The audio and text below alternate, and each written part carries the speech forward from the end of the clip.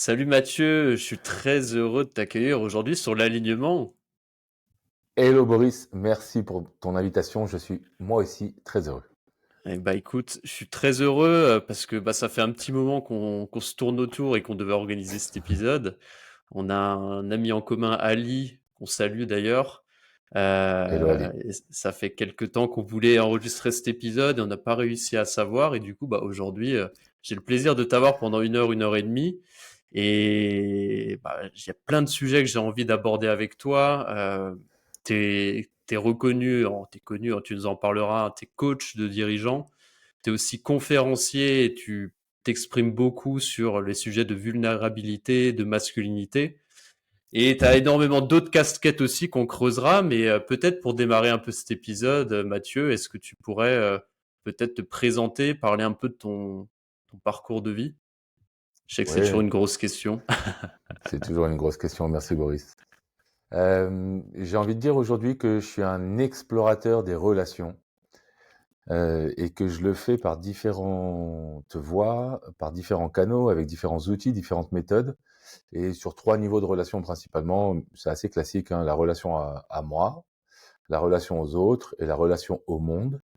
Et donc ça, c'est ce qui m'anime le plus. Et du coup, j'en ai fait mon métier avec différents véhicules et j'accompagne des individus ou des groupes à explorer ces niveaux de relations, à les questionner, à les faire progresser si tant est qu'ils aient envie de les faire progresser ou les rendre plus fluides, les rendre plus harmonieux, les rendre plus vibrants, je sais pas exactement. Et donc je suis, comme tu l'as dit, coach de dirigeants, coach en entreprise. Je suis coach de vie aussi, je fais du life coaching. Et puis, je facilite soit des groupes dans l'entreprise, soit des groupes qui viennent rejoindre les expériences que je propose. Donc, je propose des week-ends sur le thème de la relation, qu'on pourrait appeler des stages immersifs. Je propose aussi, là, ça va sortir cette semaine ou la semaine prochaine, des stages de couple avec ma femme qui est hypnothérapeute et thérapeute de couple. Je propose des constellations systémiques et familiales. Et enfin, des cercles de parole, soit en perso, en individuel à Paris, des cercles d'hommes, soit à travers la plateforme qu'on a co-créée avec Ali, qui s'appelle Kalima, qui est une entreprise dédiée aux cercles de parole. Et enfin, comme tu l'as dit, je donne des conférences sur la vulnérabilité, car c'est un sujet qui me tient particulièrement à cœur. Super, merci pour cette petite présentation, Mathieu. Comment est-ce que tu en arrives de... Il me semble que tu étais dans les sales avant, tu étais commercial. Ouais. Si j'ai bien lu, comment t'en arrives de passer du milieu du sales à coach, coach de vie et coach de dirigeant? Eh bien, écoute, tout a commencé au Liban en 1974, l'âge de ma naissance, donc, enfin l'année de ma naissance, donc là j'ai 49 ans. Et donc je suis né au Liban d'un père libanais et d'une mère française et j'ai reçu une éducation empreinte du machisme ordinaire méditerranéen. Je veux pas mettre tout le monde dans le même panier, mais en tout cas, moi, de là d'où je viens, c'était comme ça. Donc j'ai reçu une éducation de la part de mon père qui était, en gros, un homme, ça ne pleure pas, ça n'a pas peur, ça montre pas ses faiblesses, sinon on peut lui marcher dessus. Ce que je comprends tout à fait, hein, j'ai aucun problème avec ça. Je comprends que mon père m'ait éduqué comme ça par amour, par rapport à la croyance qu'il se faisait de ce qui était important pour un homme. Et donc, je me suis un peu formé dès le début, puis je suis rentré dans une bande de potes en quête de virilité. En gros, il y avait trois piliers qui nous permettaient de nous évaluer les uns par rapport aux autres. La force physique, le nombre de conquêtes ou d'amourettes au tout début parce qu'on était jeunes, puis de conquêtes, et puis l'interdiction absolue de montrer une once de vulnérabilité. Donc j'ai jamais froid, j'ai jamais peur, j'ai jamais mal, je doute jamais. La nature a fait les choses comme elles ont la fait. Je suis devenu le plus fort de la bande, celui qui a eu le plus de conquêtes, et puis celui qui ne montrait jamais une once de vulnérabilité. Je suis rentré dans l'entreprise comme ça, j'ai passé 20 ans en entreprise, 7 ans Ok, chez Accenture, un gros cabinet de conseil, et puis 13 ans effectivement dans des startups en tant que directeur commercial ou chief revenue officer, à ok. manager des équipes de sales. Toujours empreint de cette virilité, de cette insensibilité, de Hmm. cette pseudo-invulnérabilité. Et ça m'a causé des torts en fait. Parce que justement, toi, tu fais un podcast sur l'alignement, c'était pas du tout aligné. Cœur, corps, cerveau étaient pas du tout alignés. Et puis il y avait des dimensions qui étaient complètement oubliées par moi.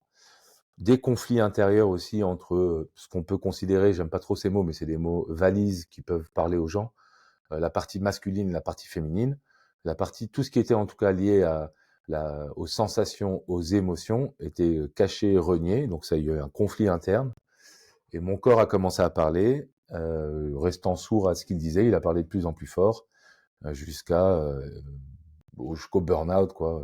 Enfin, pas classique, parce que celui-là, il était carabiné. Mmh. Donc, je suis Ok. resté 8 semaines allongé par terre. Et c'est Ok. comme si, en fait, le barrage de mon invulnérabilité explosait et que je me prenais ma vulnérabilité en Waouh. pleine face.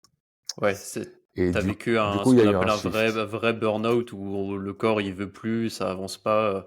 C'est pas simplement l'épuisement, tu vois. Moi, j'ai vécu plutôt dans mes dernières années, un peu comme toi, je me reconnais un peu, mais moi, j'ai toujours eu ce truc c'est de l'épuisement, stress chronique où ça veut plus, mais j'ai jamais été non plus totalement figé. Et toi, tu as vraiment vécu le burn-out comme on l'entend, où bah, tu mets des années, des mois et des années à vraiment te reconstruire derrière, quoi. Ah ouais, enfin, bon, des mois, ça c'est sûr. Mais en tout cas, oui, pendant 8 semaines, je suis resté quasiment allongé par terre. Je pouvais pas penser, je pouvais pas réagir, je pouvais pas agir. Je pleurais toutes les larmes de mon corps, quel que soit l'événement, tu vois, un papillon passait par la fenêtre, je pleurais, ou la lumière s'éteignait, je pleurais. Vraiment comme si toutes les émotions que j'avais retenues, ben, il fallait qu'elles se déversent en flot. Et, euh, et du coup, bah, c'est ce qui s'est passé. Et le plus difficile, je dirais pour moi en tout cas, c'est que cet homme viril que j'étais, quelque part, il était mis sur un piédestal. Il était regardé comme parce que au niveau commercial, les chiffres étaient là. Au niveau management, j'avais des très bons feedbacks. J'avais une très bonne réputation sur le marché. Tout se passait bien, si tu veux, d'un point de vue extérieur, du point de vue de ce qu'on attendait de moi. Ce qui se passait mal, c'est que j'étais pas au rendez-vous avec moi-même, en fait. Et du coup, ça m'a pris du temps de faire ce shift et de me dire, mais en fait, c'est auprès de moi, c'est envers moi-même que je suis pas là où il faut. Mmh. Et c'est ce qui Ok. m'a donné envie d'accompagner ensuite des personnes ou des groupes Ok. pour partager mon expérience. Et à ce moment-là où quand tu as fait ton burn-out, tu t'intéressais déjà à tous ces sujets? Tu te faisais peut-être déjà accompagner en coaching ou c'est vraiment venu, après? Non, il y a eu un mouvement, en fait, il y a eu comme comment on dit déjà, merde, zut, un tuilage. OK. Donc plus je progressais, plus la voie dans l'entreprise, plus je progressais sur la voie dans l'entreprise, plus j'avais des fonctions importantes, des équipes à New York, à Madrid, plus je prenais l'avion en classe affaires, etc. Donc plus ça marchait. Et d'un autre côté, j'ai commencé à m'interroger sur moi, comme pas mal de gens le font. Et ben plus je suis allé profondément vers moi, et donc plus l'écart s'est fait important. Et à ce moment-là, il y a eu Mmh. ce Ce clash. point de rupture, ouais. Mais ce point de rupture, mais j'avais déjà des pistes ou des personnes que j'avais rencontrées sur ce chemin de meilleure connaissance de moi. OK, super. Et et à partir de ce moment-là, quelles ont été, comment est-ce que progressivement tu t'es, bah, reconnecté, bah, voilà, à toi, à ton cœur, tes émotions? Quel a été ce par quoi tu as commencé? Qu'est-ce qui t'a amené, à plus de Ce qui conscience de a toi? Un des éléments vraiment marquants, c'est l'entrée dans une communauté d'hommes, une communauté qui s'appelle le MKP, le Mankind Project. Et c'est OK. des hommes qui bossent entre eux pour une masculinité plus intègre, plus responsable et plus mature émotionnellement. Et du coup, c'est en rentrant dans cette communauté que je me suis rendu compte que non seulement j'avais des émotions, que j'avais le droit d'avoir des émotions, qu'elles constituaient finalement, elles étaient une partie Ouais. de moi complètement que j'avais ignorée cachée, refoulée pendant des années. Donc, ça m'a permis de les réintégrer en moi.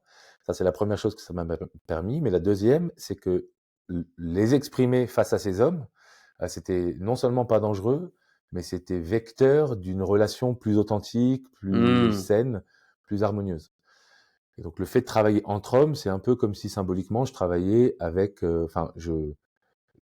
symboliquement, c'est le masculin, en fait. Et donc, Mmh. le masculin m'autorisait ce que je m'étais interdit pendant près de 40 ans. Et c'est Mmh. là où ça a vraiment, donc là, sur la partie émotionnelle, ça a vraiment amené quelque chose. Sur la partie corporelle, bah, j'ai commencé à m'intéresser aussi à comment ça fonctionne un corps, comment fonctionne mon corps. parce que j'avais pas appris à l'école, j'avais pas appris par l'éducation de mes parents, j'avais pas appris par mes amis. Donc ça, bon, ça, je suis loin de savoir exactement tout, mais au Mmh. fur et à mesure que j'apprends quelque chose, bah du coup, je l'intègre dans ma vie. Tu vois, quelque chose que je dis souvent, c'est que bon, la pyramide de Maslow, c'est la pyramide des besoins. Ouais. Qu'on l'apprécie ou pas, le premier niveau, c'est les besoins physiologiques, qui sont au nombre de 5. C'est manger, enfin se nourrir, s'hydrater, dormir, respirer, et puis tout ce qui concerne la phase d'aller aux toilettes. Bah, sur ces 5 phases, franchement, moi, je prenais pas soin de moi, quoi. Je mangeais n'importe comment, je buvais ce qui était devant moi, je respirais mal, je dormais mal. Et bon, après, les toilettes, c'est encore autre chose. Mais, et du coup, j'ai pris petit à petit soin de ces parties-là, pour commencer par la Par première la couche base. de cette, Mmh. par la base. Et ça a changé mon rapport à mon corps et ça a changé l'alignement que je ressens aujourd'hui, ça c'est sûr. Génial. Je voulais revenir sur, bah, voilà, tu parlais des cercles d'hommes. C'est quelque chose qui alors on en entend de plus en plus parler, je trouve surtout, aux États-Unis, dans les pays anglophones. C'est vrai qu'en France, c'est quand même encore quelque chose de pour les initiés, j'en vois assez peu, mais c'est vrai qu'il y en a j'en vois ça commence tout doucement. Peut-être est-ce que tu pourrais expliquer un peu tu en as un peu parlé, mais c'est quoi un cercle d'hommes? C'est quoi l'objectif? Qu'est-ce qu'on y Mmh. fait? Parce que je pense qu'il y a plein de gens qui connaissent pas encore, Alors il y a plusieurs variantes, je dirais, il y a des cercles de parole et des cercles de travail. Les cercles de OK, parole, c'est plutôt assez simple, c'est des hommes ou des femmes ou mixtes, hein, mais là on va parler de cercles d'hommes. Donc ce sont des hommes qui se réunissent assis en forme de cercle et qui vont s'exprimer chacun leur tour, en étant sûr que lorsque je m'exprime, personne ne va m'interrompre. Et une fois que je me suis exprimé, personne ne va rebondir sur ce que j'ai dit, personne ne va commenter, personne ne va juger, personne ne va donner de conseils. Donc j'ai un temps d'expression. Et bon, l'idée c'est de parler plutôt de ce que je suis plutôt que de ce que je fais. mmh, Donc les émotions, les sensations, état d'esprit, humeur, voilà. Et donc une fois que j'ai un temps d'expression, je m'exprime librement. Et une fois que j'ai fini de parler, la parole tourne dans le cercle et je vais pratiquer à ce OK, moment-là l'écoute. très Ça peut clair. être avec des thématiques ou sans thématiques. Et puis il y a des cercles de travail où là, ça va plus être un peu du coaching collectif ou une forme de co-développement, où je vais arriver dans un cercle et je vais dire, bah voilà, en ce moment j'ai une perte de confiance qui est assez importante, j'aimerais vraiment beaucoup travailler sur ça, voilà ce qui m'anime, voilà ce que ça m'empêche, voilà ce que j'aimerais faire, etc. J'ai besoin de vous pour avancer. Et puis là, il va y avoir peut-être des échanges de conseils, des propositions de soutien. Et puis ce groupe va se revoir régulièrement et pouvoir m'accompagner sur le fait de retrouver de la Mmh, confiance. très clair, Voilà, il y a les deux approches. très clair. Pourquoi selon toi, les hommes, en général, on a du mal avec les émotions? Toi qui connais bien le sujet, qui a bossé avec pas mal de dirigeants, pourquoi selon toi c'est un sujet un peu tabou et on n'en parle pas et c'est presque un gros mot, hein? Je t'en parle parce que moi, pareil, j'ai été longtemps déconnecté de mes émotions. Culture un peu différente de la tienne, mais semblable à voilà, culture polonaise, slave, où c'est vrai qu'on parle pas trop de ses émotions, où on tient la baraque. Il y a ce côté très, je pense que comme tu as pu vivre, et je pense que dans ma culture et mon père a fait au mieux qu'il pouvait par rapport à sa culture aussi à lui et comment il a été, éduqué. Et c'est vrai que pour moi, ça a toujours été, et comme beaucoup, hein, je vois, beaucoup d'hommes, beaucoup de dirigeants, beaucoup de clients que j'ai eus, parler des émotions, c'est quelque chose déjà on sait même pas vraiment beaucoup de gens savent pas ce que c'est. Des fois, on se dit que c'est qu'un truc, clairement plutôt féminin. Pleurer en public, souvent on se dit: «Bah non, je pleure pas, un homme ça pleure pas». Pourquoi selon toi, on a ce rapport-là avec, l'expression d'une sensibilité, de vulnérabilité, en France et peut-être plus globalement dans la culture occidentale? Écoute, moi j'ai trois pistes qui me viennent. Je dirais que la première, c'est culturel, effectivement. Euh, donc, quand je dis culturel, ça veut dire en dessous, ce que je mets, c'est stéréotypes de genre. Mmh. Des Tu vois, archétypes. c'est un homme, Mmh. ça fait comme un homme, ça agit comme ceci, ça pense comme cela, ça vit ça. Une femme, ça vit ça, ça pense ça. Ah, donc ça, c'est assez culturel. Et du coup, ça sépare en fait. Moi, ce que j'ai reçu quand j'étais petit, le message "Ne pleure pas, tu n'es pas une fillette", c'est un double message en fait. C'est une double injonction. Le premier, c'est ah, il faut pas que je pleure. Et le deuxième, c'est ça va me faire ressembler à une fillette. Donc ça met une Mmh. opposition, ça met une division, ça met une séparation. Il faut pas que je sois considéré comme une fillette. Ça, c'est un stéréotype de genre qui est assez violent, qui est assez fort. Mmh. Et puis, je dirais qu'il y a aussi une évolution de la société.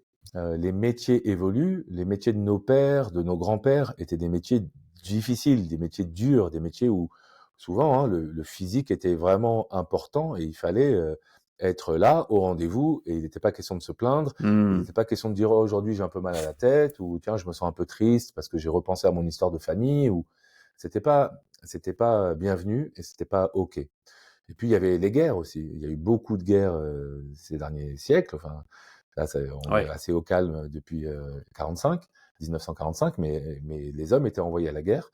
Et là aussi, il n'était pas question de se montrer d'une certaine façon vulnérable. Donc voilà, je pense que en fait, il y avait deux aspects. Il y avait l'aspect culturel et l'aspect sociétal. Et je pense que ces deux-là peuvent expliquer certaines choses. Mmh. OK. Et quelle place ça a selon toi, les émotions dans alors c'est une question un peu globale holistique, mais à quel point c'est important d'être à l'écoute de ses émotions, d'être à l'écoute d'une certaine vulnérabilité dans l'épanouissement personnel et dans l'alignement d'un homme? Parce que pour moi, je dirais que c'est vraiment enfin, plus j'avance, plus je me rends compte, on en revient à la pyramide de Maslow, hein, mais je me rends compte que c'est vraiment, clé et déterminant en réalité. Ah bah moi, je pense que c'est essentiel en fait. Je pense que c'est une grave erreur de ne pas prendre en compte sa partie émotionnelle. Donc, je vais te donner une autre forme géométrique qui est celle de la boussole, comme ça, ou de l'axe. Mmh, Et moi, je vois les êtres humains axés autour de ces quatre dimensions. La dimension mentale, la dimension physique, qui sont souvent hypertrophiées, hein, c'est-à-dire on ouais. met en avant la partie mentale et la partie physique, mais hypertrophiées au détriment de prendre soin de sa partie mentale, enfin de sa santé mentale et prendre soin de sa santé physique. Donc voilà, c'est hypertrophié et au détriment des deux autres dimensions qui sont la dimension émotionnelle et la dimension spirituelle. Mmh, Spirituelle, pas au sens religieux, spirituelle au sens ouais. de comment je me connecte au monde, à l'univers, à l'invisible, à ce qui est plus grand que moi. Et pour moi, c'est essentiel déjà de reconnaître que j'ai ces quatre dimensions, d'aller explorer où j'en suis, parce que ça varie, ça bouge et c'est Mmh, vivant, et heureusement, et de pouvoir agir lorsqu'une de ces dimensions est sous-représentée par rapport aux autres, et ce qui fait que si tu mets mon axe comme ça sur un plan horizontal, bah, ça déséquilibre en fait. Et mmh, pour avoir cet équilibre, cette harmonie, il est nécessaire que bah, ces quatre dimensions soient euh, positionnées, enfin je dirais prises en compte au bon endroit, au bon moment, de la bonne façon. Et c'est tout un jeu d'équilibre. Alors au début, pour moi en tout cas, c'était difficile parce que je découvrais ça ouais. comme un nouveau langage, comme une nouvelle méthode. Et puis au fur et à mesure, bah, j'arrive à, à harmoniser l'ensemble du mieux possible. C'est pas Ouais, toujours le cas, évidemment, hein. évidemment. Bah, j'allais te poser la question, est-ce que c'est possible d'avoir un équilibre ou c'est un peu illusoire, c'est une quête un peu sans fin, et tu joues avec les forces, Hmm. d'opposés, quoi? Très bonne question, merci. Pour moi, être à l'équilibre, c'est être immobile, et Ouais, l'immobilité, c'est la mort. je suis C'est le d'accord avec toi. mouvement qui fait la vie. Et donc, moi, j'adore ne pas être à l'équilibre, parce que ça me fait vivre des expériences, parce que ça me fait comprendre de nouvelles choses, parce que ça m'apprend sur moi, ça m'apprend sur l'autre, ça m'apprend sur le monde. Donc, il y a en fait comme un balancier entre équilibre, déséquilibre, équilibre, déséquilibre. Mais il y a des moments, c'est vrai, où on dit je suis dans le flow, où je me sens particulièrement, je sais pas, bien, quoi. Donc, ça peut être des phases d'équilibre. Mais en tout cas, chez moi, elles ne durent pas longtemps et tant mieux. Mmh, c'est ça et puis au final, on fait partie de, bah, tu disais, on fait partie de l'univers, on fait partie de la nature et quand il suffit de regarder, la nature, les saisons, bah, l'hiver, c'est plutôt un temps, de repos, un temps creux, un temps où on hiberne, un temps de d'attente et l'été, printemps, c'est un temps, de vie, d'expansion. Donc en fait, c'est un voilà, je pense que c'est illusoire et ça c'est un non-sens total de chercher un équilibre, vie pro, vie perso, dans le sens où c'est plutôt avoir la notion de quand est-ce que je suis en trop, peut-être dans ma partie, mentale, par rapport au travail, quand est-ce que je suis dans le pas assez par rapport à mon repos. Moi j'aime bien cette image, tu vois? Bah, sur le podcast, on a pas mal de coachs, d'entrepreneurs aussi qui écoutent. J'aime bien dire que globalement, vu qu'on bosse pas mal avec des entrepreneurs et qu'on en est aussi, bah, l'entrepreneuriat, c'est, tu vois, cette, alternance de, période d'intensité élevée et période aussi potentiellement de repos élevé. J'aime bien l'image d'un sportif de haut niveau qui va intégrer le repos comme part intégrante de son entraînement pour la performance. Hem et souvent, tu vois, toi qui bosses avec des dirigeants, des entrepreneurs comme moi, c'est pas toujours le cas. On a du mal à intégrer cette partie-là. On pense juste que, OK, hustle culture, je vais faire le plus, plus, plus, plus, plus, mais on n'intègre jamais du OK et moi là-dedans, quand est-ce que je prends soin de moi? Quand est-ce que j'écoute mes émotions? Quand est-ce que je vais me balader pour me détendre, relâcher un petit peu le stress du boulot? Donc tu vois, je pense que c'est important de reconnecter, tu vois, ce côté extrême de effectivement, il y a pas d'équilibre. La quête d'équilibre, c'est un non-sens total et à mon sens, c'est essentiel d'avoir ça en tête. Tu vois, tu parlais aussi de masculinité, d'énergie plus féminine. Une fois que tu as compris que tu as ces 2 en toi, que tu as ce côté, plus yang qui va être, dans le mental, l'exécution, l'ambition et que tu as ce côté, féminin qui est plus dans la sensibilité, l'écoute et qu'en fait on est les 2 et que c'est un peu illusoire de tu vas te dire: «Ah bah, je suis que l'un, je suis que l'autre», j'alterne un peu entre tout Mmh. ça. Je trouve que c'est le comprendre, ça change beaucoup la donne. Je suis entièrement d'accord avec toi. Non seulement on est les 2, mais l'un a besoin de l'autre. Ouais, c'est Donc ça. c'est illusoire de penser qu'on peut s'en séparer. En tout cas, moi, j'ai essayé et j'en ai souffert et j'ai même, fait souffrir des relations que j'avais avec certaines personnes. Mmh. Donc, tu vois, et ça me quand tu as parlé des saisons, Ouais. ça me fait penser, je me suis posé la question de si l'homme, enfin l'espèce humaine, était pas la seule espèce du vivant à pas tenir compte des saisons, quoi. Ah ouais, bah, je suis d'accord, C'est-à-dire qu'on c'est un nous demande de non-sens bosser de total. la même façon tous les jours de l'année, tous les mois de l'année, de la même façon. Et la société humaine n'est pas organisée, je trouve, en fonction de ça, Ah quoi. bah et moi je pense que même on est organisé à l'inverse, dans le sens où l'hiver, c'est la période Noël où tu as le plus de pression, tout le monde doit faire son chiffre de fin d'année, tout le monde en peut plus, c'est là où tu as le plus d'intensité et l'été, on part tous en vacances alors que c'est le moment où on a le plus d'énergie, tu vois? C'est on fait tout à l'envers. Je suis assez d'accord avec toi. On est déconnecté à ça. Hem, je voulais savoir, est-ce que, parce que je vais te parler de mon expérience personnelle. J'ai dans ma carrière d'entrepreneur d'avant, j'ai eu une période de ma vie pendant plusieurs années où j'étais très, tu vois, dans cette énergie de l'entrepreneur, seule culture, très yang, très ambition, très no pain, no gain, ce côté-là que tu as pu aussi avoir. Et suite à une période de burn-out, stress chronique, je suis passé dans l'extrême un peu opposé. Très, OK, plus d'équilibre, slow down, prendre le temps.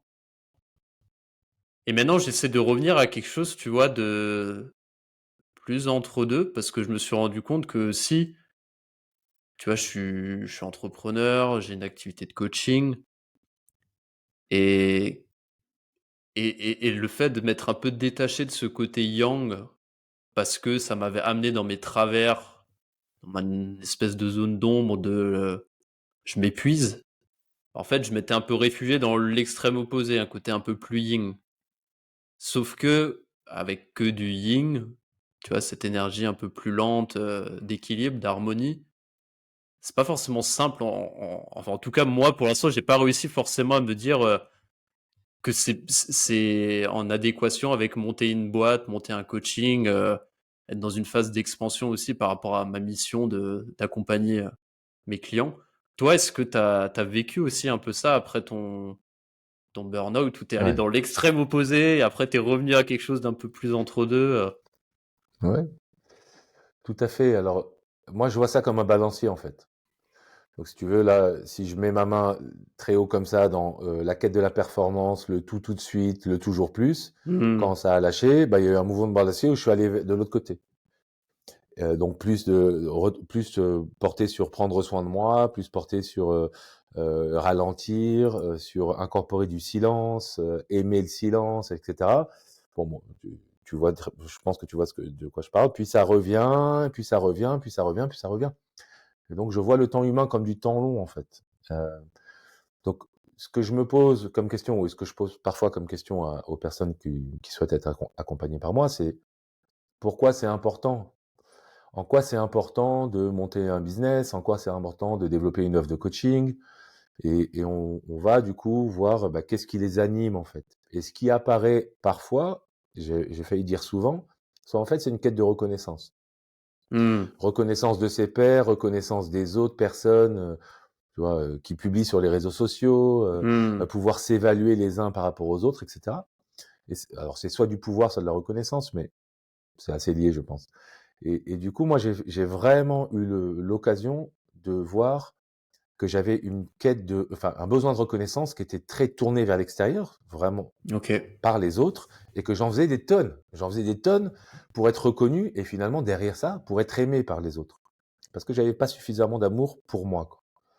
Alors, j'ai fait pas mal de voies d'exploration issues des sagesses amérindiennes, et ça m'a permis de me rendre compte combien, en fait, je m'appréciais, combien je m'aimais. Alors, pas inconditionnellement, bien sûr, il y a toujours des moments où je vais chercher chez l'autre pour être rassuré.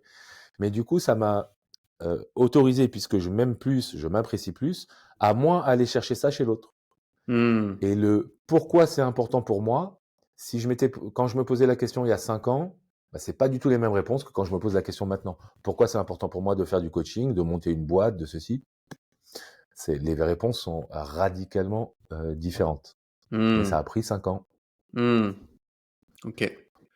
OK, Alors très après, tout ça, on pourrait penser que je suis complètement déconnecté de la réalité. Mais tout ça, je l'ai accompagné par quelque chose de très pragmatique, c'est-à-dire combien ça me coûte un mois, quoi. J'ai besoin de combien d'argent pour vivre un mois, payer un loyer, me nourrir, nourrir ma famille, bon bref, tout ça. Et puis comment je peux faire pour gagner ça et juste me dire que c'est ça dont j'ai besoin pour le moment. mmh. Et puis progressivement, bah, les choses se sont construites différemment, je dirais. OK. Et tu continues à utiliser tous ces, sagesses ancestrales, dans tes Hmm. accompagnements? C'est quelque chose que tu continues à pratiquer? Pas spécialement? Alors moi, je le pratique pour moi, c'est sûr, et Ouais. j'ai pas l'intention d'arrêter parce que je pense pas qu'il y ait de fin en fait à la connaissance de soi, au contraire. Euh, mais je le propose dans mes accompagnements par des biais détournés en fait, par je fais pas vivre dans mes accompagnements des expériences de quête de vision, si tu veux. Mmh. Mais en revanche, ce que moi j'ai retiré des quêtes de vision que j'ai pu vivre, bah, je vais pouvoir avoir un rapport à l'autre, des questionnements à l'autre et accompagner l'autre d'une autre façon que si je les avais pas faites. OK. C'est quoi une quête de vision pour ceux qui savent pas? Ouais, une quête de vision, c'est le principe de, partir s'isoler dans la nature, en contact le plus direct avec la nature, c'est-à-dire sans tente, donc dans une forêt, disons, soit avec un matelas, soit avec un hamac, dans un cercle de 2 mètres de diamètre, donc je peux rester allongé, debout ou assis, pendant 4 jours et 4 nuits, sans manger, sans boire et sans me divertir. C'est-à-dire, je prends pas un petit bâton et je taille un petit couteau et je taille des bâtons. Je joue pas avec des cailloux. Je ne fais rien, en fait. Je ne fais OK. que être avec moi-même. Et du coup, ça s'appelle quête de vision parce que avant de rentrer dans le cercle, je vais pouvoir poser une question, je vais pouvoir demander avoir accès à une vision. Et le fait de rester seul avec soi-même 4 jours, 4 nuits, sans s'alimenter de rien de l'extérieur et sans se divertir, bah, ça te permet d'arriver à un état de connexion qui te permet parfois d'avoir une réponse à la question avec laquelle tu étais Hmm. rentré dans le cercle. Ok. Et donc ça, voilà, ça c'est une initiation que j'ai suivie. J'ai fait 4 fois, donc je suis allé 4 fois, 4 jours et 4 nuits.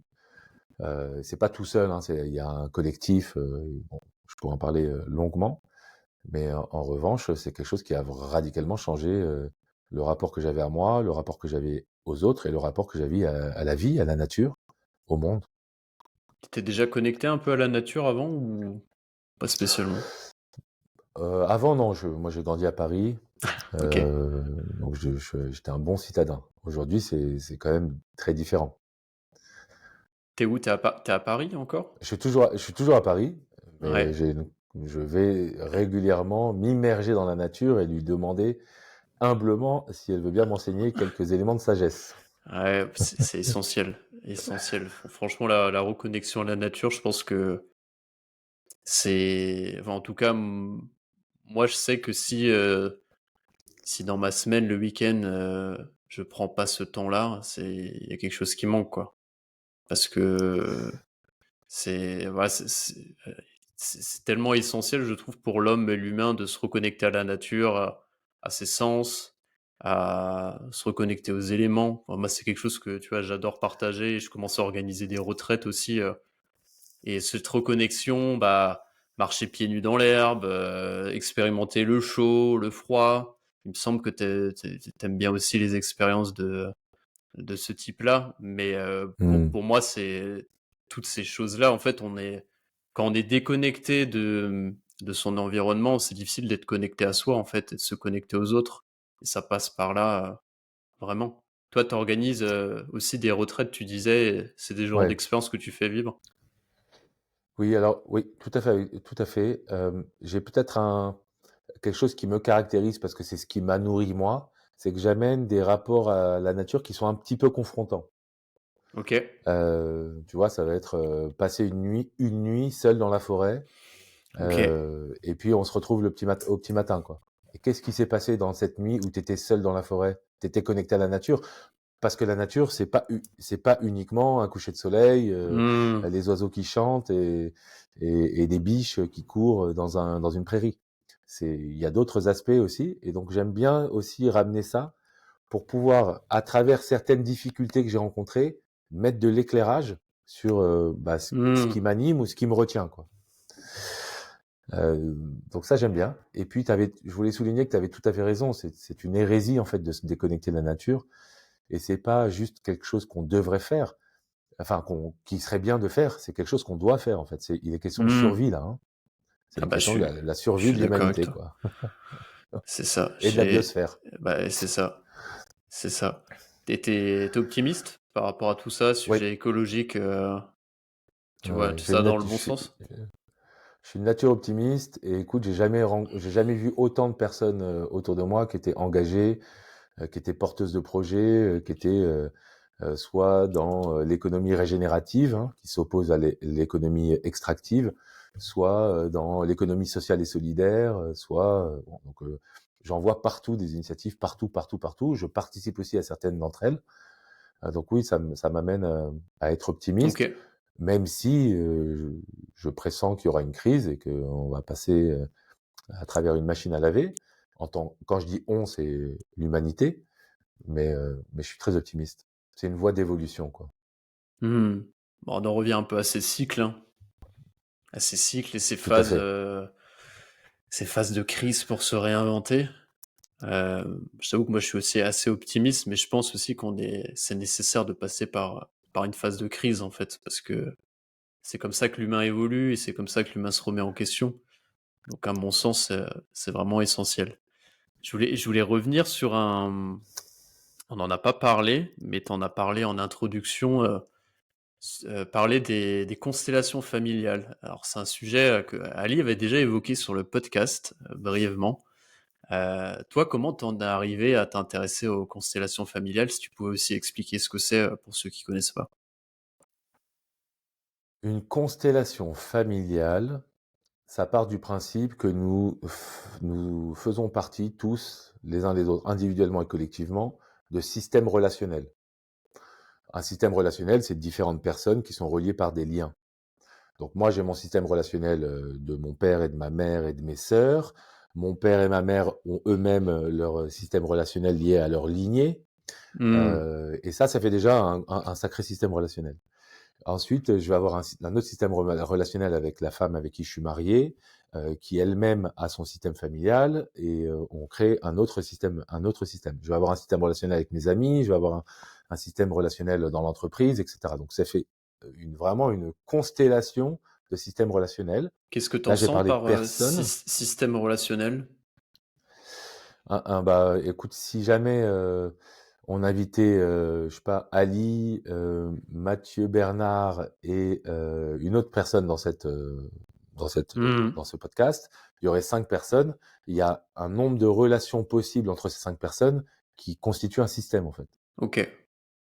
Tu vois, c'est-à-dire qu'il y a un nombre, enfin vraiment un nombre très important de relations à 2, à 3, à 4, à 5. Je sais pas, il faudrait que je Hmm. fasse le calcul, mais on a plusieurs dizaines de niveaux de relations différents. Et donc ça constituera un système. Euh, et chacun d'entre nous viendrait en plus avec son historique, sa vie, quoi, enfin son univers. Ok, donc on est dans ce système relationnel et il peut y avoir des choses qui ne sont pas vues, qui ne sont pas dites, qui ne sont pas au bon endroit, qui ne sont pas interprétées de la bonne façon, qui créent des nœuds énergétiques et qui occasionnent des dysfonctionnements dans mon système. Soit des choses que j'arrive jamais à faire, soit des choses qui se répètent sans cesse et je comprends pas pourquoi elles se répètent alors qu'elles sont désagréables pour moi, soit bon, je sais pas, des choses qui dysfonctionnent. Hmm. Et donc la constellation familiale, elle va me permettre de mettre à l'extérieur la représentation du système, là où il y a un nœud, que j'ai à l'intérieur. Ok. Et pour ce faire, on va utiliser des personnes, donc ça se fait en groupe. Moi, j'en fais aussi en coaching en individuel. C'est une approche particulière, mais là, je vais parler de celles qui sont en groupe. On va utiliser des personnes qui vont représenter des éléments du système de la personne qui souhaite travailler. Donc, si toi, tu veux travailler, Boris, sur, je sais pas, un élément dans ton système familial qui te perturbe, alors tu vas aller choisir des personnes, une personne pour représenter peut-être ta mère, une personne pour représenter ton père, une personne pour représenter tes frères et sœurs, ou je sais pas exactement. Il peut y avoir aussi des concepts qui peuvent être Hmm. représentés. Et ces personnes vont se mettre dans l'espace autour de toi, enfin face à toi, et ça part du principe aussi, les constellations familiales, on a accès à un champ d'information. Donc, est-ce que c'est l'inconscient collectif? Est-ce que c'est l'intuition? Est-ce que on le nomme comme on veut? Et ça Hmm. part du principe qu'on a accès à un champ d'information. Donc, en venant, toi, exposer ta problématique et exposer ton souhait de vouloir travailler sur ton système, tu vas informer le champ et les personnes qui vont être représentantes des éléments de ton système vont capter des informations et pouvoir les retranscrire dans l'espace. Ok. Et il va y avoir vraiment des jeux de relations et des choses. Il se passe des choses assez incroyables. Des choses vont être dites alors que tu ne les as jamais énoncées toi-même, quoi. Des personnes vont se mettre en relation soit très harmonieuse, soit très conflictuelle, alors que tu n'as pas dit toi que et pourtant et c'est vrai dans ta vie réelle, alors que tu n'en as pas parlé de ce niveau de relation. Et donc ça c'est la première chose, c'est que ça va te permettre de représenter à l'extérieur ta représentation interne. Et la deuxième chose, le deuxième mouvement, c'est grâce aux constellateurs, donc aux personnes formées comme moi et des dizaines d'autres et des centaines d'autres en France, on va remettre de l'ordre dans le système en suivant 5 principes très importants en systémie pour avoir un système sain. Mais écoute, Ok. voilà pour le Ok. petit suspense. Et comment t'en es arrivé à t'intéresser aux constellations familiales? C'est dans mes explorations, hein. Je disais en introduction que j'étais un explorateur de la connaissance de soi. Donc, moi, ce que je fais souvent, c'est quand j'ai un peu de bande passante, une envie de faire quelque chose de différent et que j'ai du temps, je questionne 3-4 personnes autour de moi en qui j'ai confiance et je leur dis, à ton avis, qu'est-ce que je devrais faire ou qu'est-ce que je pourrais faire? Puis, quand il y a concordance, j'y vais, Hmm. sans même me renseigner avant. Moi, j'apprends par l'expérience, j'apprends pas par la lecture ou par le fait de regarder des documentaires ou des films. C'est vraiment par l'expérience. C'est mon champ d'apprentissage. C'est comme ça que je le fais. Et donc, c'est comme ça que c'est passé pour les constellations. J'ai posé la question à 3-4 personnes. Ils m'ont dit, tu devrais aller essayer les constellations avec 2 personnes en particulier à Paris. Et je suis allé essayer pour moi. J'ai posé une constellation. Ça m'a énormément plu. J'en ai posé une deuxième qui m'a aussi plu, puis ça a vraiment eu des impacts dans ma vie. Donc après, je me suis dit, bah, c'est pour moi, quoi. Et donc je me suis formé et maintenant, ça fait 2 ans, j'en propose avec un collectif. On propose des formations un peu partout en France, dans 5 ou 6 villes différentes. Incroyable, incroyable. Bah, c'est super intéressant et je lisais un bouquin récemment qui parlait je crois que c'était Tout est relié de Jocelyn Morisson, que tu connais peut-être, toi qui Oui, t'intéresses à tous ces sujets. Il y avait un chapitre sur les constellations familiales et le lien qu'on pouvait commencer à faire avec les découvertes de physique quantique et l'intrication en fait du temps où on pourra avoir ces fameux nœuds. Parce que c'est vrai que pour quelqu'un qui découvre ça, il peut se dire ouais c'est un peu perché comme sujet et je peux comprendre. ouais, Mais aujourd'hui, ce qui est vachement intéressant, c'est que l'approche des dernières découvertes en physique quantique, en relativité, nous montre aussi que il y a des vraies intrications qui se font. Et tu parlais de cet inconscient collectif très cher à Carl Jung. Euh, c'est quelque chose quoi, qui me passionne aussi dans mes découvertes. Carl Jung était un grand visionnaire, je trouve, par rapport à tous ces sujets-là, d'alignement, de masculinité, féminité, cheminement de vie, exploration de ses ombres. Tu vois, tu m'as fait penser un peu à ça aussi sur tes expériences que tu proposais durant tes week-ends de confronter à quelque chose de très inconfortable et aller explorer ces parts-là. Euh, alors qu'on pourrait penser que justement, tu vois, des fois, on a un peu ce cliché par rapport à ces zones d'ombre que on n'est que lumière, on n'est que bonté, on n'est que voilà, la meilleure version de soi-même.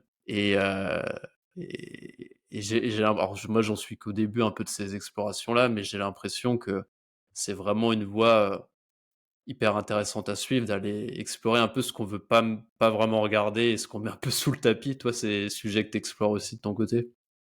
ah, complètement. Ouais. Et très souvent, en fait.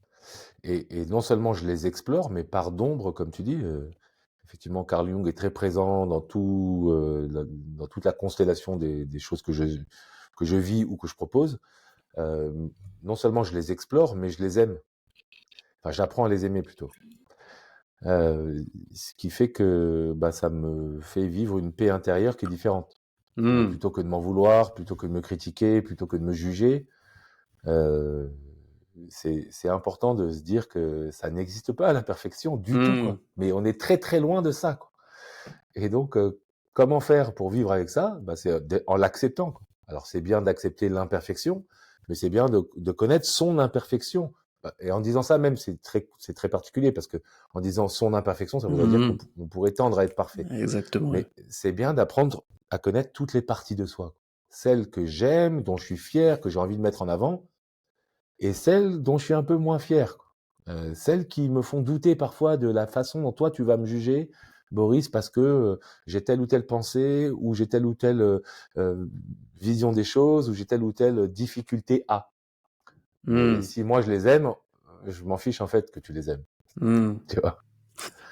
Et comment tu fais pour peut-être les identifier et les explorer, ces par nom?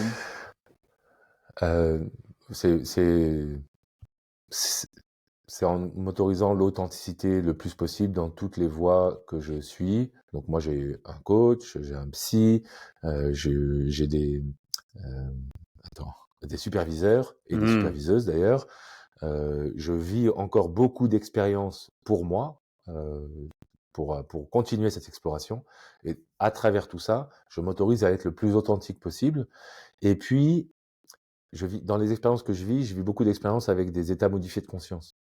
Parce que ça me permet de chanter mon mental qui est un peu fort, qui est un peu omniprésent, et qui est souvent en train de me dire, ah, tu vois, nanani, ah, nanana. Et Hmm. donc, par le truchement des états modifiés de conscience, bah déjà, mon mental, il est beaucoup moins présent, et puis je vais aller accéder à, euh, à des univers en frontières entre le conscient et l'inconscient.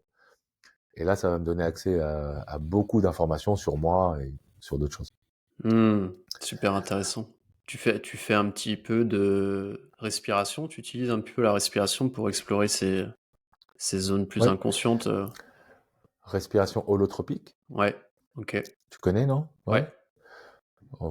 Bon, peut-être qu'on peut expliquer rapidement. C'est par l'hyperventilation, en fait, je vais arriver dans un état modifié de conscience où je vais pouvoir aller visiter des émotions qui sont engrammées, enfouies, bien cachées. Alors bien sûr, il faut être bien accompagné pour le faire. Je connais des personnes qui sont vraiment super. Et du coup, voilà, ça c'est une façon d'arriver dans un état modifié de conscience. Moi, ma femme est hypnothérapeute, Ok. donc je vois aussi des hypnothérapeutes et je vais explorer des champs modifiés de conscience la voie de l'hypnothérapie. Les quêtes de vision, c'est une façon d'aller dans un état modifié de conscience. Et puis, je pratique aussi des cérémonies chamaniques hors de France, puisque c'est complètement interdit en France. Hmm. Et, euh, et donc avec ayahuasca, champignons et San Pedro. Ok. San Pedro, c'est un cactus. Le principe, c'est la mescaline. Le principe actif, c'est la mescaline. Ok. Ok. Donc, je fais ça dans Super. les pays où c'est autorisé. Exactement. Exactement. Mais c'est super intéressant. C'est marrant parce qu'on en parle de plus en plus dans ce podcast. J'ai l'impression dans chaque épisode, on en revient à parler des états modifiés de conscience et en parlant de l'ayahuasca, des champignons. Mais ouais, en tout cas, je trouve ça chouette qu'aujourd'hui, ça soit des pratiques qui soient de plus en plus mises sur le devant de la scène et quand on voit ce qui se fait outre-Atlantique, aux États-Unis notamment, pas mal d'études très sérieuses et qui montrent les bienfaits thérapeutiques sur pas mal de pathologies comme l'anxiété, des addictions, acceptation de la mort. Donc il y a des choses qui se font. Donc aujourd'hui, bah, c'est bien quand j'en vois de plus en plus personnes en France, en tout cas, qui explorent ce domaine-là. Et, euh, et c'est plus aujourd'hui peut-être un domaine qui peut être considéré comme totalement, entre guillemets, barjot ou perché, dans le sens où voilà, la science c'est vraiment emparée de tout ça et elle est en train de montrer tous les bénéfices qu'il peut avoir à explorer bah, ces états modifiés de conscience qui existent depuis, comme tu disais, très longtemps et on n'a pas spécialement besoin, comme tu le rappelais bien, hein, de prendre de l'ayahuasca pour explorer ces états modifiés de conscience. On peut l'avoir avec la respiration. Tu parlais de la respiration holotropique, tu peux l'avoir d'une certaine mesure avec la respiration Wim Hof, des pranayama. Tu peux l'avoir aussi avec du jeûne, des gens qui vont être en une période de jeûne. Tu as aussi l'art, notamment tu parles les arts soufis, la danse. Enfin, il y a énormément de choses. Donc, je pense que voilà, il y a déjà de quoi faire. C'est de ton côté aussi maintenant les travaux. Parce que les deux, maintenant on a des travaux et donc on coupe le micro à chaque fois depuis tout à l'heure.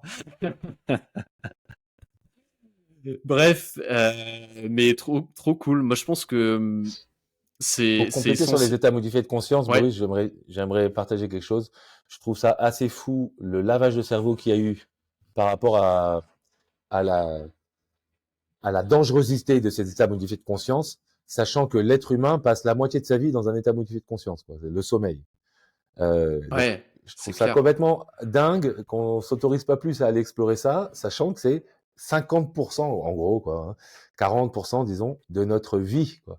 Donc, sans parler de quand on va au cinéma, parce que le cinéma, en fait, c'est des protons qui sont projetés sur une toile. Et pourtant, Hmm, tu peux être complètement en train de vivre le truc, de te cacher, de c'est vrai. t'émerveiller, de pleurer.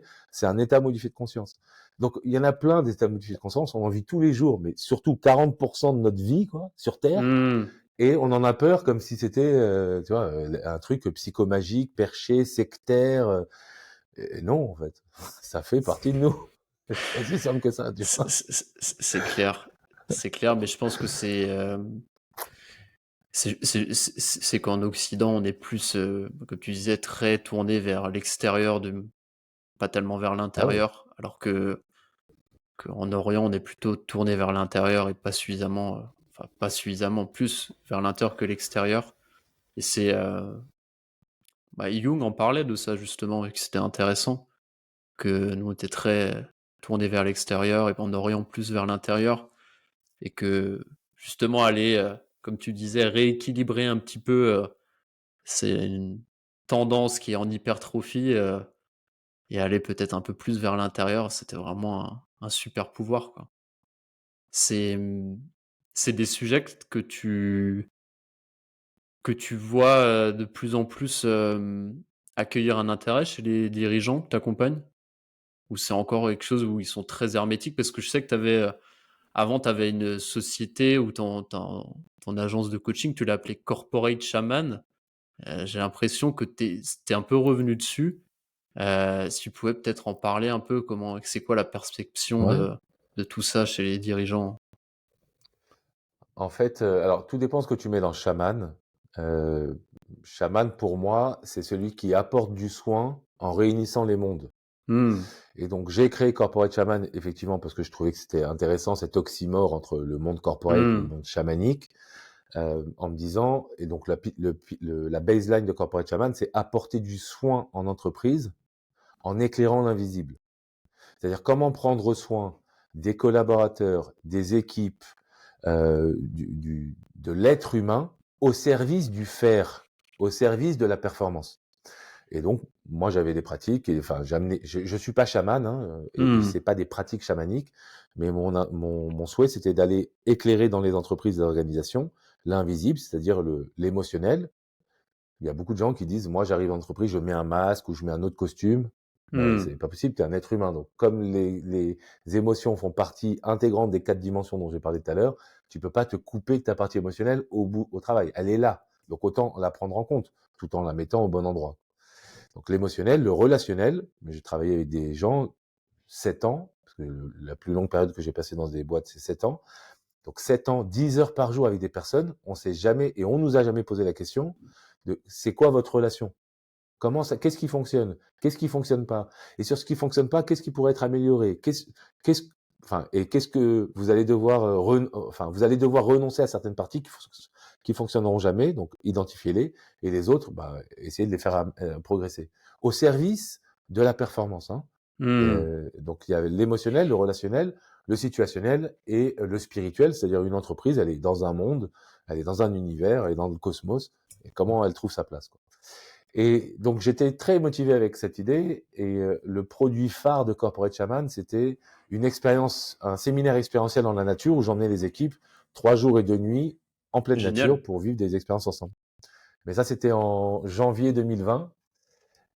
Et du coup, en mars 2020, si tu veux, les séminaires expérientiels dans la nature, c'était Mmh. plus du tout d'actualité. Donc, Corporate Shaman, pour l'instant, est en gestation. J'ai bon D'accord, espoir que OK. ça revienne un peu. Et puis, il y a eu Ah de la OK. place pour développer mes autres projets. OK. Et donc, pour revenir à ta question de comment c'est perçu en entreprise, bah, je dirais il y a de plus en plus de dirigeants, de managers, de fondateurs qui s'ouvrent à ça. Il y a des communautés de leaders éclairés. Donc ça, c'est une communauté qui existe, hein, qui prône l'importance de la spiritualité en entreprise. Il y a des films qui se font, des documentaires, des Mmh. bouquins. Donc c'est en train de venir parce que comme cette spiritualité fait partie de fait partie des 4 dimensions. Excuse-moi, les travaux là, ils sont fous, quoi. T'inquiète pas, tu sais, on l'envoie c'est moi qui les ai envoyés de l'autre côté de l'écran. Ah, ils se sont réveillés là. Comme la spiritualité est une de ces 4 dimensions, et là aussi, il est vain de penser que ça n'existe pas et qu'il faut pas en tenir compte. Ouais, super, super. OK, bah, super intéressant. Moi, je pense que c'est une très bonne idée, hein, ce que tu pouvais proposer là, des séminaires en pleine nature pour les en entreprise. Je pense que, il y a un vrai truc à faire et puis ça mêle pas mal de tes univers aussi, et tes centres d'intérêt et en même temps ça rend service, sur l'individuel, le collectif comme tu disais et puis on va dire le tout quoi, quelque chose d'un peu plus grand parce que tu reconnectes aussi les gens avec la nature quoi. Donc chouette, c'est une bonne idée, OK. Parce que je me posais la question de si tu étais revenu dessus par rapport au fait que, peut-être que tu sais des fois tu as ce truc-là que, est-ce que par rapport à ce que les gens veulent et est-ce que ce dont ils ont besoin, si on parle on pourrait prendre une casquette un peu plus business et marketing parce que c'est aussi une part de ce que je fais et je me posais la question, tu vois? Moi je te partage mon expérience sur, des dirigeants que j'ai pu accompagner. Ils viennent souvent sur, des sujets de performance, je veux faire plus, être plus productif, plus de clarté, bla bla bla bla bla. Comme tout le monde, hein, je pense, on est tous un peu en quête de ça et souvent ce qu'il faut, c'est plus de détente, plus de relax, faire moins. Et du coup, c'est pour ça que, tu vois, moi, je me rends compte que des fois, le message, sur un public dirigeant, venez gérer votre stress, prendre soin de vous, des fois, il porte moins sur le public que j'ai envie d'accompagner. Et c'est plutôt, tu vas communiquer sur cet aspect un peu yang qui, qui attire. Et après, bon, bah, une fois qu'ils sont dedans, bah, tu leur fais comprendre que c'est plutôt un peu digne de ce dont ils ont besoin. Donc c'est pour ça que je te posais la question. Non, bah écoute, moi je sais que ce nom Corporate Shaman, en tout cas, il est un peu provoquant, surtout en 2019, même en 2018, hein, quand j'ai créé cette entreprise. Et j'aimais ça en fait. J'aimais Hmm. dire les choses telles qu'elles étaient. Alors ça m'a fermé les portes radicalement, hein. C'est-à-dire que je disais tiens, j'ai créé une société Corporate Shaman, on me raccroche au nez. Ouais. Dans d'autres cas, il y a des gens qui m'ont contacté juste parce qu'ils avaient entendu ce nom de cette boîte et ils le trouvaient génial. Et donc, bah, ça m'a permis de nouveau, hein, de me questionner sur, attends, qu'est-ce que je veux en fait? Je veux en faire une licorne de cette entreprise ou je veux juste avoir 4 clients dans l'année qui me font confiance et qui viennent avec leurs équipes? Eh ben, ça suffisait 4 clients dans l'année, donc c'était très bien, quoi. Hmm. Donc ça c'est la première chose. Et puis oui, je pense que j'étais en avance de phase. Aujourd'hui, tout le monde est chaman, il y a des chamans Hmm. partout. Enfin, tu vois, ça fait la couverture de tous les C'est ça. magazines. Réveillez les chamans qui est en vous, soyez les chamans cet été, êtes-vous un bon chaman? Bon, donc voilà, C'est mais je le prends tendance. bien. Ouais, je C'est le un prends sujet bien. qui est devenu tendance. Et après, si les gens, alors je pense que c'est bien que les gens s'intéressent à tous ces sujets parce que c'est intéressant de se relier à son intériorité, relier au tout. Mais c'est vrai que il y a beaucoup de gens qui s'improvisent, comme tu disais, chaman, et on perd un peu cette notion de sagesse par moment. Mais c'est comme dans tout, et il y a des extrêmes dans tout. Mais Hmm. c'est vrai que tu étais le premier que je voyais qui liait chamanisme avec le milieu de l'entreprise, en tout cas de ce que j'avais pu voir. Je sais qu'Arnaud Rioux aussi, il Oui, travaille un peu avec des entreprises. Je trouve ouais, qu'il a une approche qui est oui. intéressante aussi, très intéressante dans ses conférences, parce qu'il arrive à le rendre, à l'occidentaliser, euh, chose qui est pas, bah, tu vois, on en revient à Carl Jung, mais Carl Jung disait qu'effectivement, par rapport à notre inconscient collectif, nos archétypes, bah, on pouvait pas forcément, une certaine pratique spirituelle devait être un peu adaptée par rapport à notre inconscient connectif, nos valeurs. Il parlait notamment du yoga. Tu vois, je trouvais ça super pertinent. L'autre jour, je faisais un cours de yoga. Je suis pas très yoga de base, et c'est vrai que des fois, tu vois, je me dis ouais, bon, ok, les postures en hindou, en hindi, machin. Bon, je suis un peu hermétique à tout ça, tu vois. Je me dis bon, moi, je comprends l'idée de bouger, d'avoir un mouvement naturel libre, ça me parle. Mais le fait de répéter des postures en hindou, en hindi, écouter des musiques qui franchement, me touchent pas personnellement. Toi, et en plus, avoir pas une pratique qui est 100% stretching et qui est pas du tout connectée à quelque chose de spirituel, qui était un peu la philosophie du yoga. Je me dis, ça sert à rien. Autant aller faire tes étirements à la maison, c'est presque pareil, quoi. Donc, je sais pas pourquoi on parle de ça, mais ah oui, c'était en lien avec le chamanisme et le fait de le rendre, de l'adapter aussi à notre culture et à nos valeurs pour que ce soit un discours qui puisse être plus audible et qui puisse avoir plus d'impact aussi sur, Hmm. sur les écosystèmes, quoi. Ouais, je suis entièrement d'accord avec toi. Il y a beaucoup de travers dans cet univers-là. C'est un univers qui est pas du tout régulé. Donc effectivement, tout le monde peut dire je suis chaman et je fais des cérémonies chez moi et ça peut même être dangereux. Donc ça, je dirais que c'est inhérent à un système qui est pas régulé. Et puis par rapport à l'aspect culturel, en Occident, en tout cas en France, on a tué absolument tout ce qui pouvait ressembler à euh, cet univers chamanique. Je rappelle qu'on a brûlé des centaines de milliers de femmes dès qu'elles Mmh, avaient une intuition quand même, hein. Donc mmh, c'est c'est vrai. bien sûr, c'est la honte, mais donc on a tué cette culture. Euh, on s'est rendu compte qu'on en avait besoin et donc maintenant on va les chercher ailleurs parce on l'a plus ici. Alors peut-être que le fait d'aller les chercher ailleurs, ça va faire pousser ici des racines. Mmh, Dans 50 ans, 100 ans, 200 ans, on aura de nouveau une culture locale. Je parle pas de culture de plantes, hein. Je parle de culture sur la reliance, quoi. La reliance à l'univers. Hmm. tu vois. Mais t'as raison, Donc, comme tu dis, avant, on avait entre guillemets, les sorcières qui jouaient un peu ce rôle-là, et les druides, qui tenaient un peu ouais, cet archétype et ce rôle-là dans la société. Aujourd'hui, c'est vrai que bah, c'est souvent des gourous qui peuvent avoir tu vois, des cultures différentes, bah, notamment très orientales. Et c'est vrai qu'on a perdu un peu ce rôle-là avec la fin des religions. On a perdu un peu ce rôle qu'on peut avoir de sacré qu'avait la religion et qui jouait ce rôle-là. Et aujourd'hui, c'est vrai que c'est plus bah, voilà, des traditions orientales qui ont pris un peu ce rôle-là, le coaching, le développement personnel, bah, tout ce qu'on fait, hein, qui viennent ouais, un bien peu sûr. combler ce, Ouais, ce manque enfin, ce besoin, cette quête de sens, quoi. ouais, je suis entièrement d'accord avec toi. Ouais, Transcendance, immanence, c'est des choses qui étaient apportées par d'autres aspects de la vie courante avant. Et comme elles sont en train de disparaître, bah, il y a un vide.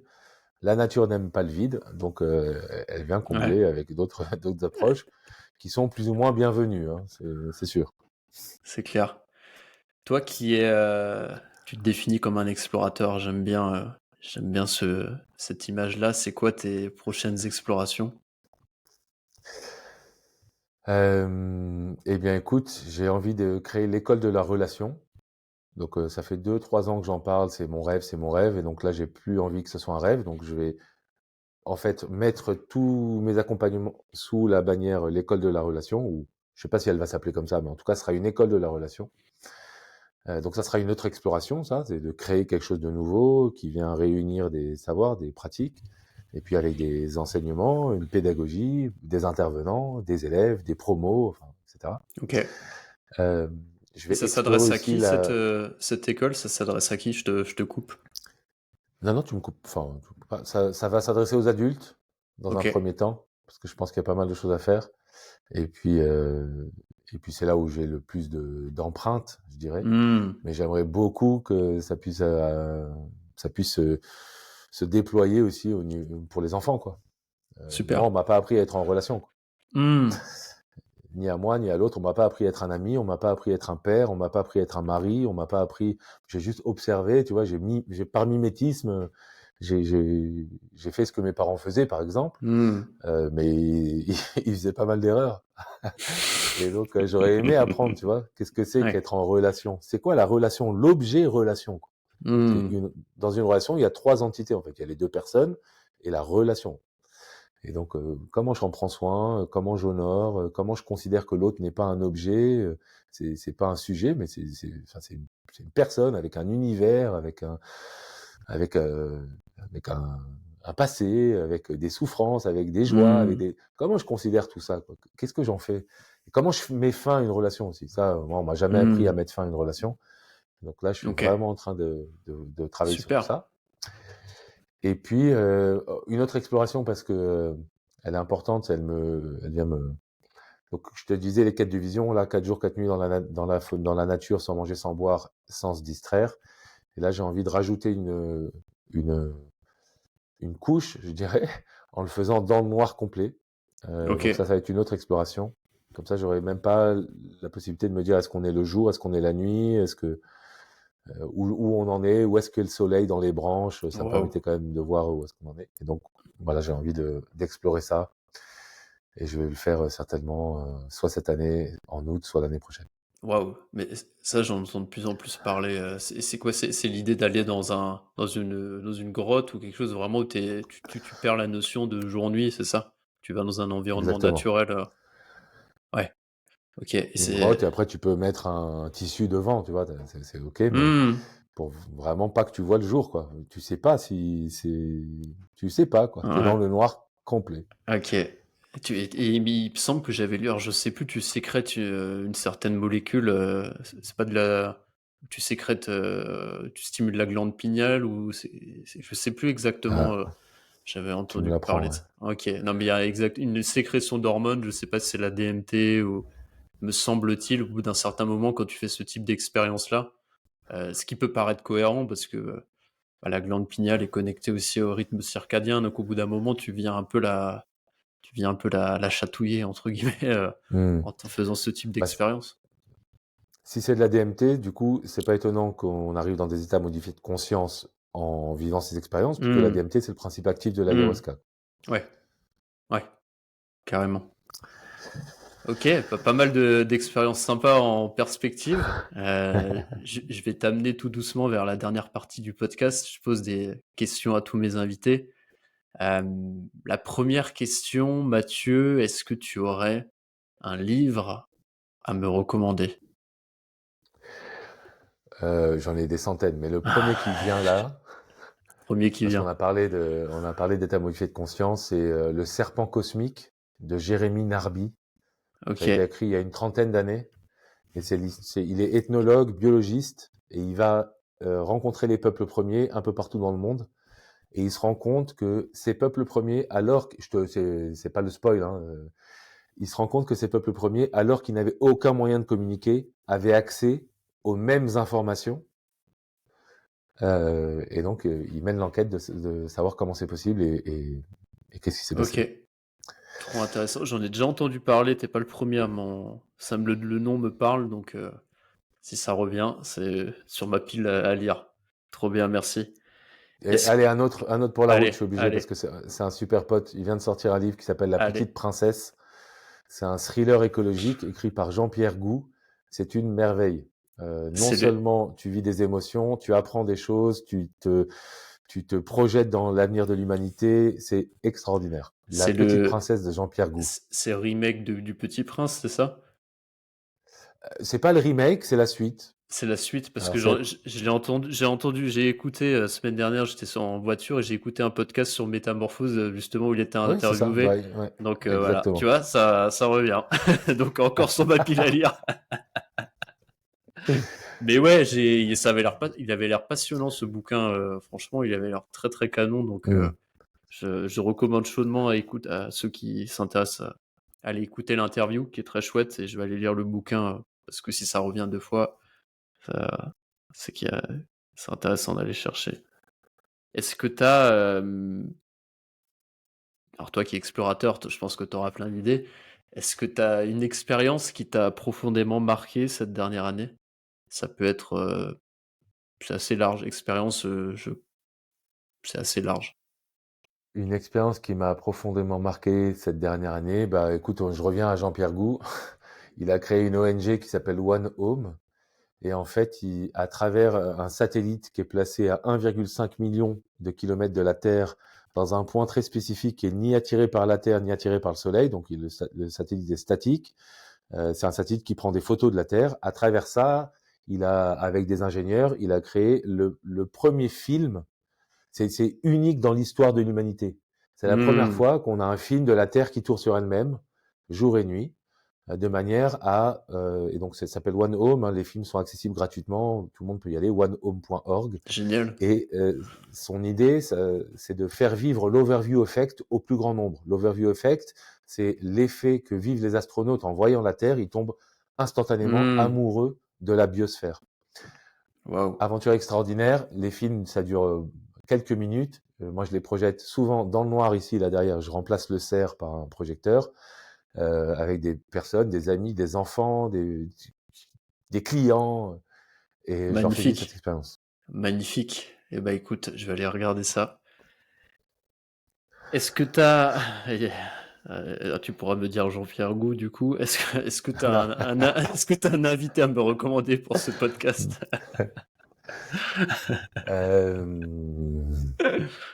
Euh, oui, Nathalie Babourage. Ok. Qu'est-ce Ah, tu qu'elle... connais pas ça, si Je t'attendais à connais pas. Jean-Pierre Gou. Non, je connais pas.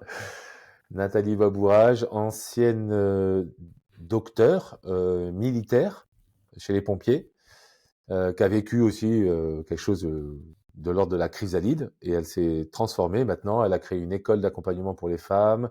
Elle propose un spectacle qui est absolument extraordinaire, très participatif avec les gens, et elle est vraiment sur ces aspects d'alignement. C'est pour ça que Ok. voilà, Génial. un personnage rare et unique. Génial. Bah, merci pour la reco. Je te demanderai une mise en relation pour organiser tout ça. Tu peux compter sur moi. Merci beaucoup. Et du coup, bah, on arrive à la dernière question. C'est quoi pour toi être aligné? Plus philosophique. Hmm.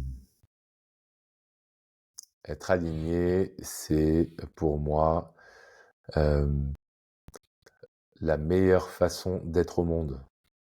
D'être au monde, pas quand je dis meilleure façon, c'est pas une histoire de performance, hein. Hmm. C'est c'est la façon la plus juste d'être au monde, en alignant les parties de moi qui font partie de moi, quoi. Donc, Hmm. cœur, corps, cerveau, les 3 C. On peut rajouter la couche spirituelle, mais on va pas rester sur ces Hmm. 3 C. Elles font entièrement partie de moi. Et Hmm. donc, les aligner, c'est me donner la possibilité d'être à ma juste place au bon moment dans l'univers. Super. Qu'est-ce que je peux souhaiter de mieux, quoi? Super. Rien. Simple, efficace, essentiel. Bon rappel. Je te remercie, Matt, pour ceux qui ont résonné avec notre conversation, qui ont envie d'en savoir un peu plus sur ce que tu fais, sur tes retraites, tes coachings, tes stages immersifs. Où est-ce qu'on te retrouve? Est-ce que tu as un réseau sur lequel je redirige tout le monde? Ma- J'ai un site qui s'appelle mathieutomé.com. Ok, Et sinon, sur LinkedIn, je suis assez actif et je réponds à tout le monde, évidemment. super. Je mettrai tout ça dans les liens de l'épisode. En tout cas, merci Mathieu. C'était un grand moment pour moi. On s'est bien régalé. On a été bien deep sur tous les sujets comme j'avais bien l'intention d'aller. Donc c'était cool. J'espère que tu as pris du plaisir toi aussi.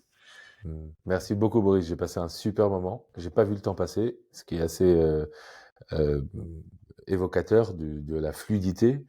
Et donc, merci beaucoup pour ton Merci à invitation toi. et merci pour ce que tu proposes dans le monde. C'est très important aussi.